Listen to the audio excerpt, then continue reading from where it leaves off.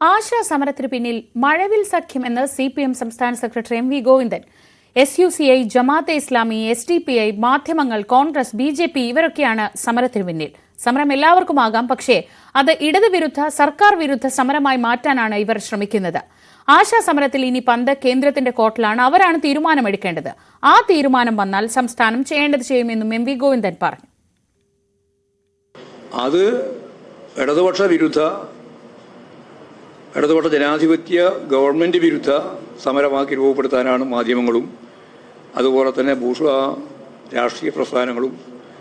അതിൻ്റെ പുറമെ ഇപ്പോൾ INTUC പോലും ആ സമരത്തിൻ്റെ പിന്നിലില്ല, പക്ഷേ UDF അതിൻ്റെ പിന്നിലാണ്, BJP അതിൻ്റെ പിന്നിലാണ്, ശരിയായൊരു മഴവിൽ സഖ്യം അതിൻ്റെ പിന്നിൽ വന്നിട്ടുണ്ട്. നിങ്ങളെല്ലാം അതിൻ്റെ ഭാഗമായിട്ട് നിൽക്കുകയാണ്. ഞങ്ങളെ സംബന്ധിച്ചിടത്തോളം ആ സമരം ജനാധിപത്യപരമായ സമരത്തിൻ്റെ ഭാഗമായിട്ട് തന്നെയാണ് കാണുന്നത്.